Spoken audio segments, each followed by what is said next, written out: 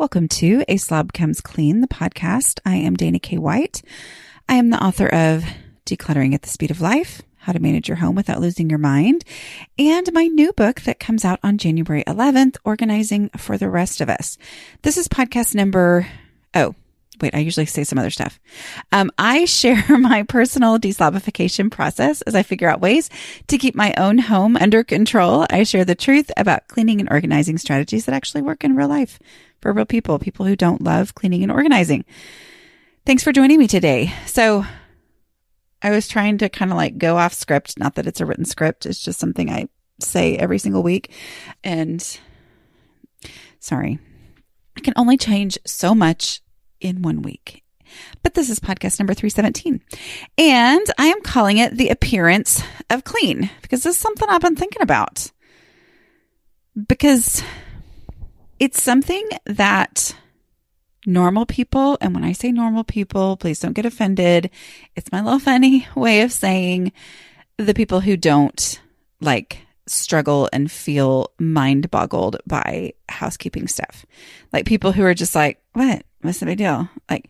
Anyway, I have found, and I'm not saying this is a blanket statement for everywhere, but I have been surprised to find that a lot of people whose houses always look great are much more okay with things appearing to be clean, even if they aren't actually clean, than a lot of times those of us who really truly struggle. So we would say, well, I'm not okay with it just looking clean. It has to be clean, but then we don't actually clean it and then it doesn't look clean. Anyway, it's just something I've been thinking about, and I'm going to talk about why I've been thinking about it and all that. But before I do, I did want to make sure you go pre-order my new book. Y'all, I'm so excited. I can't even, I'm excited about the book. Okay. Yes, of course. But I'm really excited about my pre-order bonus. So I asked in my patron group about, what would actually be helpful? Cause it's stressful to me. Y'all, I've been talking about this stuff forever. And I'm like, I wanted to do a pre-order bonus that was legitimately not something I had shared before and also would be legitimately helpful, something that would truly be helpful instead of just oh, isn't this cute or whatever. I mean, because we don't need cute stuff. We need helpful stuff, right? Around here. So anyway, I had asked them and they'd given me different ideas and things. And so I kind of took from what they said, and someone may have actually said exactly this, but I felt like it was from several different ones. Anyway, thank you to all of you who answered because you all got my brain flowing because I was feeling completely depleted of any kind of ideas. So what I created, and I drew it out with my own hands first, don't worry. The publisher then hired an artist who made it look really pretty and cool. So it's not my artwork that you'll see. I created a decluttering flowchart. Okay. So several people were saying, well, I'd really like to have, the decluttering questions that you could, that I could just have with me printed out or whatever. And so anyway, so it takes you through item by item, just final decision by final decision, going with basically it's steps 1 through 4, because the 5th is the container concept where you purge down. But those steps 1 through 4, it's like any item that you pick up, you can ask these questions. Is it trash? Okay, that's the first step. Is it trash? And then yes or no. And it takes you to, okay, if you answer yes, then do this. If you answer no, then this. And that takes you through making decisions about every single item. Obviously, y'all know the process. You pull out trash, whatever. But this is something that it's a flowchart. It just is. It's for when you are overwhelmed, this is going to help you work through your clutter. Okay. Anyway, so it's my decluttering process, but put into flowchart form, which I think for a lot of visual people is going to be very helpful. Several people in the group, even just going off my little drawing version, were like, I could hand this to my child. I could hand not a non-reader, but I could hand this to my teenager. I could hand this to my husband so he could see what it is that I'm trying to do here. Anyway, so I know I'm talking it up. I'm just really excited about it. The other pre-order bonus is that you get invited to a private Q&A, only for people who've pre-ordered. I'll do 3 of those at different times of the day during release week, which is the week of January 11th. Anyway, you can go right now to aslobcomesclean.com/pre-order pre-order, like one word, PREORDER, aslobcomesclean.com/pre-order. And you can fill out the form. You have to have your pre-order number, okay, your reference number, whatever it is that they called it, that they sent in your email when you bought it, when you pre-ordered the book. Or you can go into your account. Let's say you bought it on Barnes & Noble or Amazon or Indie Books or whatever. Go to your account there. I believe Indie Books has an account. But go to your account there and look through your orders and you'll see the order number. Okay, so you have to put that in. I want to know what form of the book that you bought and all that. Anyway, not much to do, but you will get this printable and you can have that to use like today, right? Or you can have it to use the day after Christmas, which is when you're going to want to declutter. You may not feel it now. Right now, you're probably running around frantically, but yeah, you're going to want to declutter. So, okay. All right. So let's talk about the appearance of clean. Okay. So I am in my new house. And my new house is an old house. I mean, it's not like super old. It's like 1977, which I know for some of y'all are like, that is modern. But it's, you know what I mean? It's not a new house. It's not like new construction or anything like that. So it has been, parts of it have been updated. Parts of it have definitely not been updated. But it's a nice house. Like I love it. And it's just going to take us a while. You know, we're going to work through things and take down wallpaper and stuff like that eventually. But I really love it. So anyway, but the floors in the main area of the home, meaning the downstairs, the floors have been redone. And so that was huge. You know, it was like, oh, good. The floors have already been redone. And now in selling my own house, and people will tell you, oh, people are just going to come in and redo everything anyway. And I'm like, they might, I don't. You know, I mean, like when I came in, I was like, oh, the floors are like, it's like a gray wood floors. And I thought to myself, I don't think I would choose gray wood floors, but I think they're pretty. Like if I saw them in anybody else's house, I would be like, oh, those are so pretty. But it's not something I would actually like go to the store and say, I'm going to have gray wood floors. But they're here. They exist. They're new. I'm perfectly happy with them. Like, I'm like, yeah, good. So it looks good to me. Like I really like the paint colors, all that kind of stuff on the parts that have been redone. But we've been here about a month now, and it hit me last week. I looked around and I went, I love these gray floors. These gray floors don't show dirt and don't show dog hair. Y'all know I have a German Shepherd. I love her, but oh my word. I mean, now granted, this is not her major shedding time of the year, and yet she sheds all year long. I mean, like, but the gray floors, I am so excited about because they don't show the dog hair. It's just shocking to me. Well, it made me think about stuff like that. It made me think about how when I got my dark brown wood floors, which I love the look of in my old house, how, you know, my mom said something like, oh yeah, you know, those are going to show dirt though. And in my mind, when she said that, which she said stuff like that my whole life, like what shows dirt, what doesn't show dirt. I'm going to be honest with y'all, it never computed in my brain. Like she would say things like that and I would kind of be like, what? And looking at it now and going, okay, I've never picked floors according to what would show dirt. I mean, maybe not white. It's not like I've got white carpet. But I've never like looked at carpet and said, I'm going to get this. I say that like I've bought carpet more than twice in my life. But anyway, but I've never looked at stuff like that and thought, I'm going to choose this because it will not show dirt or show dog hair or whatever. You know, it will be less obvious. And so as I'm starting to see in my house, oh, I love these floors because they are not showing dog hair.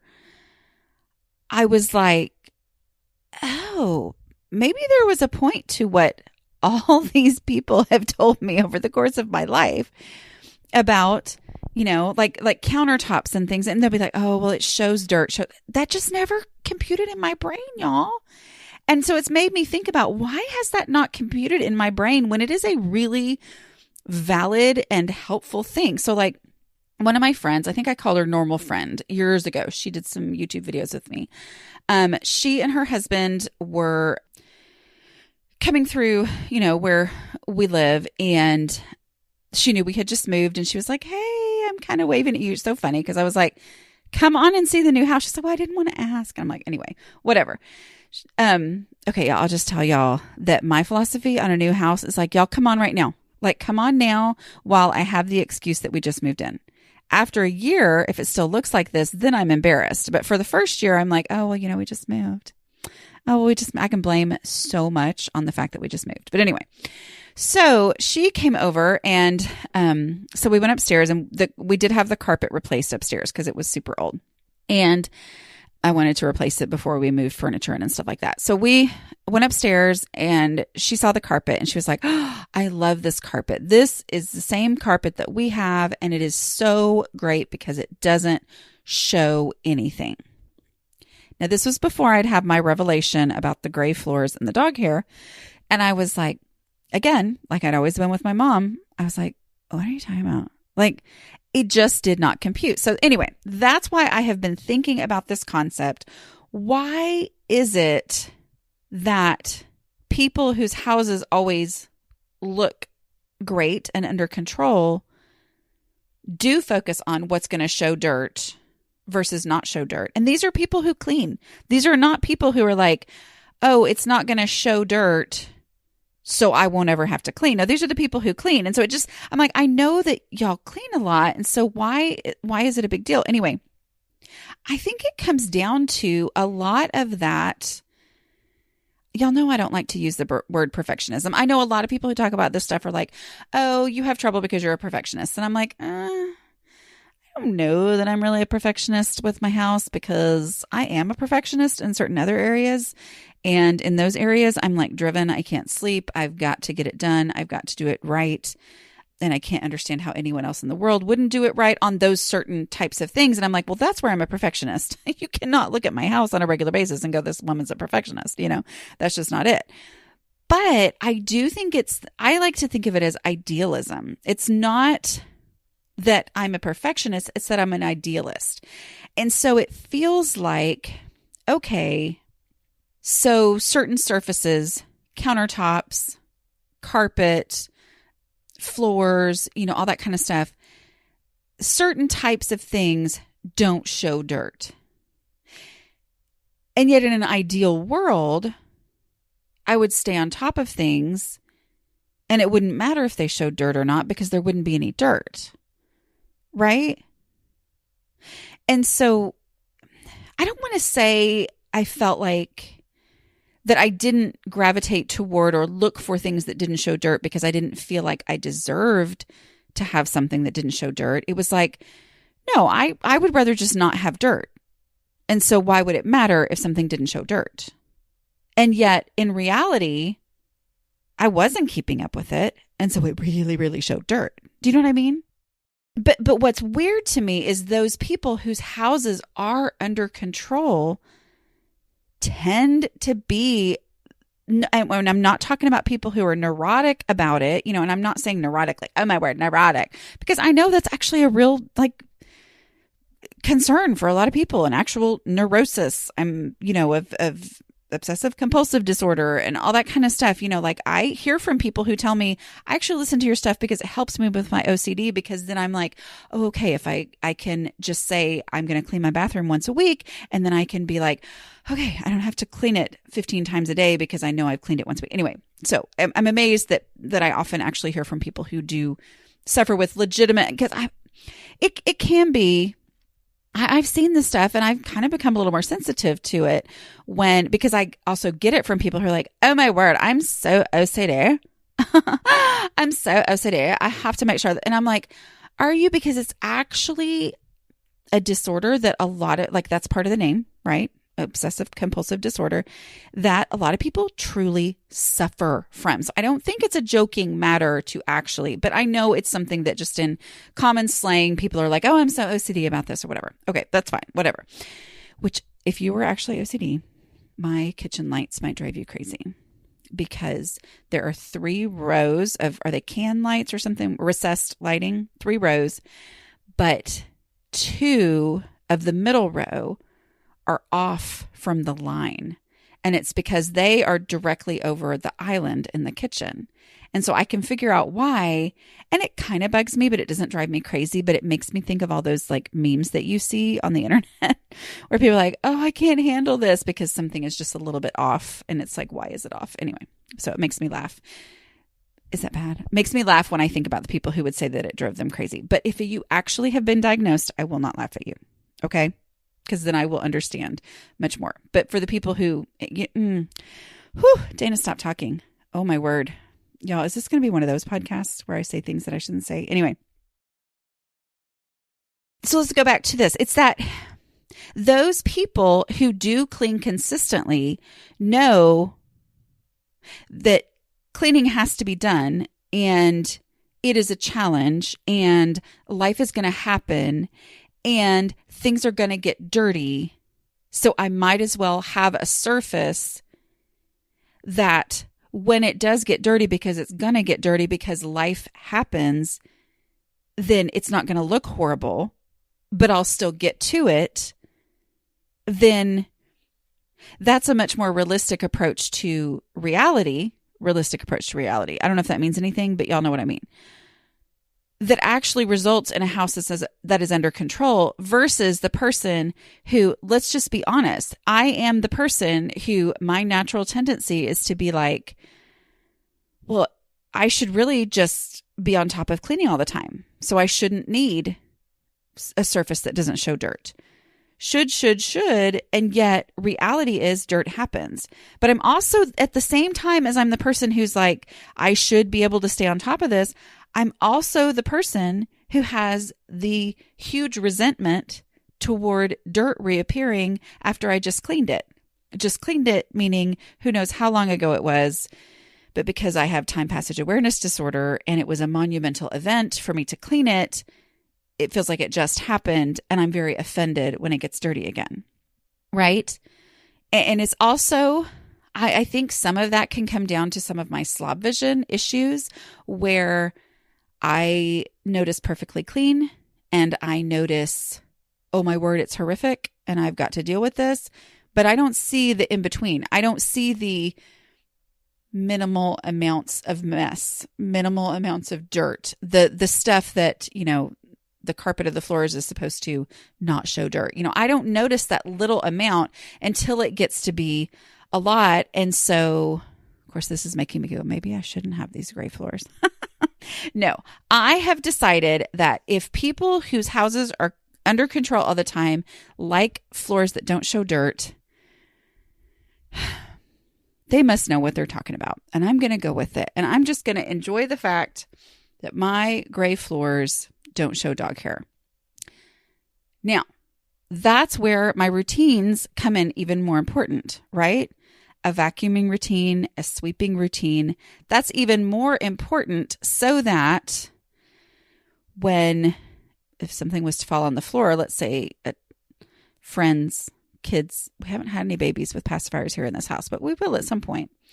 But let's say somebody brought their baby with a pacifier in and the pacifier fell on the floor and the mom went to go pick it up and it was covered in dog hair. Well, that would be gross, right? So I've still got to do the cleaning, but it sure has eased my mind to not constantly see dog hair and still not clean it anyway. Do you know what I mean? So it's like, I'm going to clean on that. I cleaned on the same routine when I had the dark floors versus when I have the gray floors. Like in my ideal mind, the dark floors, me seeing it would make me constantly do the, constantly vacuum and constantly sweep, but I didn't. I did it on the routine. Well, now, same routine, but the gray floors don't make it look so bad in between. I don't know. Is this one helpful at all? Merry Christmas, everybody. Okay. I don't know. Okay. So, I think too, it is this mentality that I've always had of why people's houses looked good.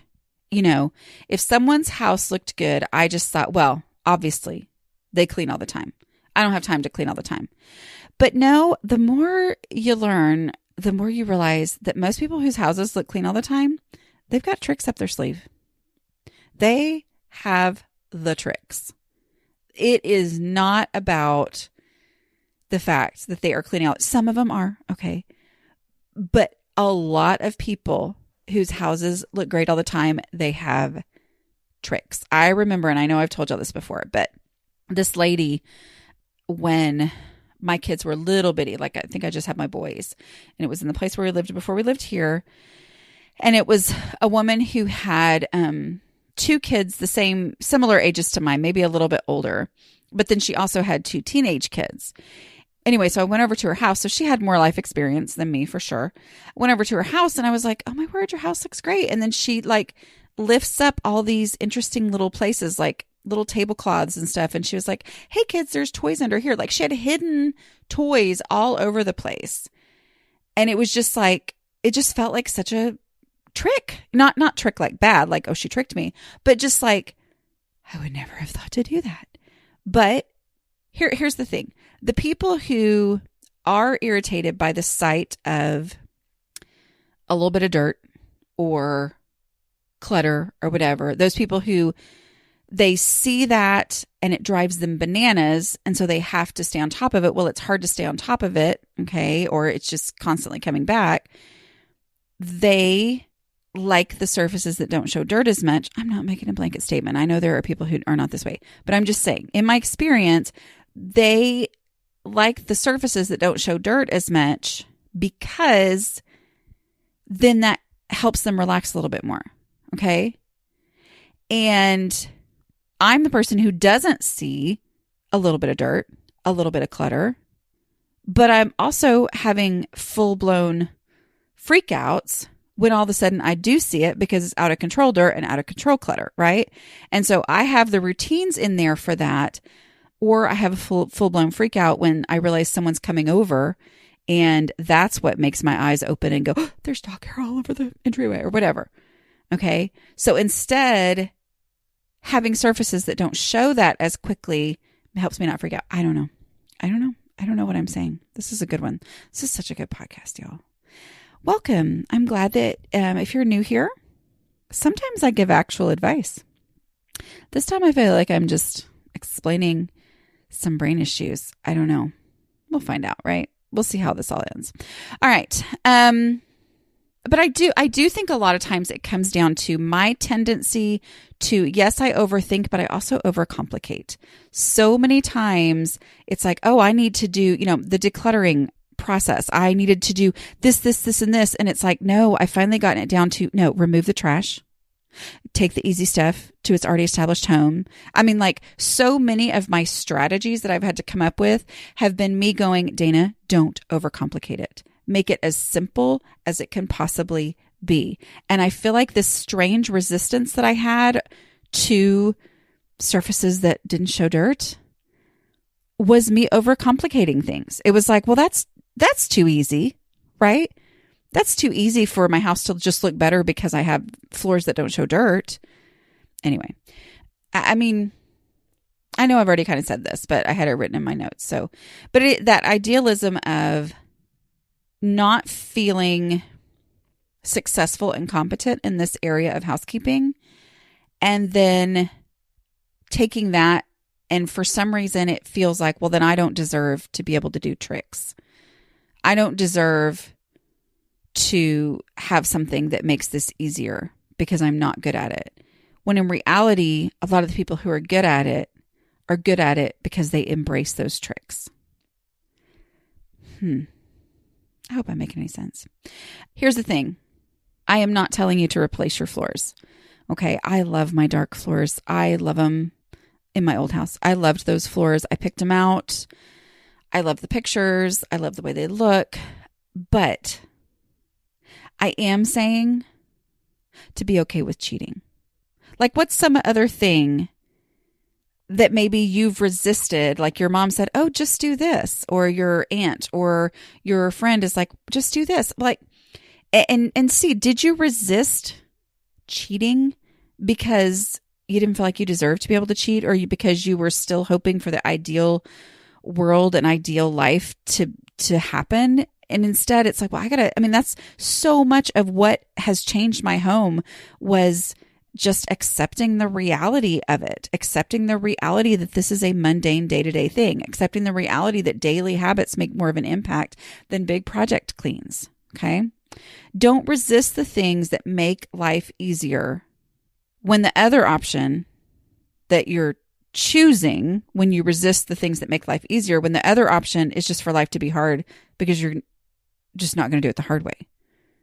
Right? Okay. It's like what matters, what I need to be doing is the thing I'll actually do. What I need to embrace is the thing that actually makes my home better and me more willing to open it up and let people inside. Okay. I'm going to stop there. I hope you guys had a wonderful Christmas. Don't forget, like I talked about, Take Your House Back is open and you should totally join it. Perfect gift for yourself, or really for anybody, but you can go to the bottom of the page and do the gift option at takeyourhouseback.com. I'll also have a link in the show notes. And also don't forget to pre-order my new book and fill out the pre-order form. You have to fill out the form or there's no way for me to know you pre-ordered, but fill out the form and get your decluttering flowchart that you can print and use as you declutter. All right. I will talk to y'all next week. Bye.